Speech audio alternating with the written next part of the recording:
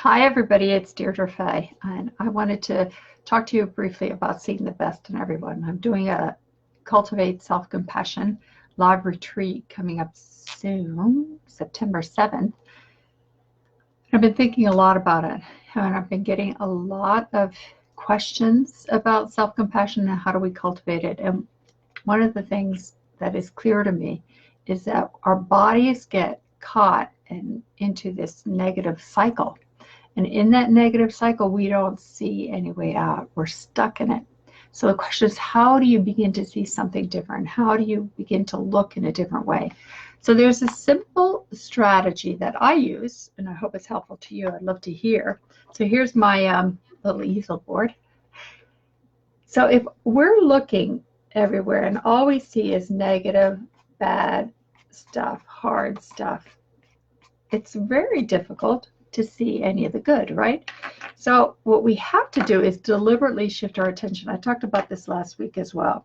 We have to deliberately look for, say, the one thing that would make us feel a little bit better, where there's a little bit of kindness. If all we see, can you see the little negative things I have? These are like negative spots, negative instead of a positive.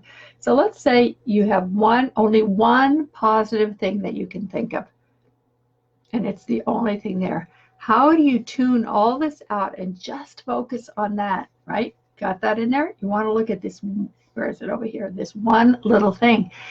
And it's hard. It's hard.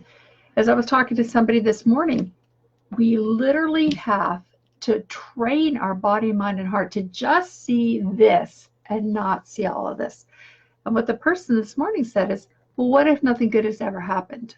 And it's just not possible, not statistically possible. What happens is these negative things, these hard, traumatic moments take up so much space.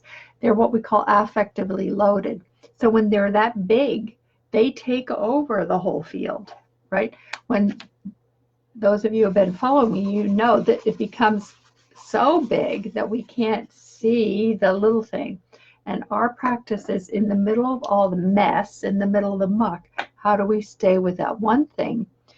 Train our attention to go just here so that that begins to take up more and more space instead of seeing all the negative. So if we're paying attention, we can begin to see one positive in the midst of all the rest. It's hard work, I know very well. I have to do it on myself, but we can do it. The question is training the body mind to go here instead of stay with this. Now what that means is you have to look for what is it, what's the incident. It could be a small little thing. It could be a small thing. You take that one small thing and explode it into a bigger thing. Savor it. Where is it in your body or around your body? Can you get closer to that? How do you feel it absorbing all, ignoring all the rest of this and staying focused on that, and let that begin to take up space in your body, in your mind, and in your heart.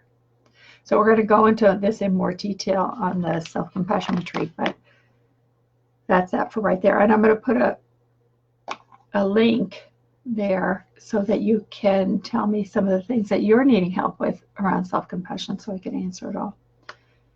All right, my friends, lots of love and blessing to you as you work your way, cultivating more and more self-compassion. All right, I'm in the soup with you. We're in it together.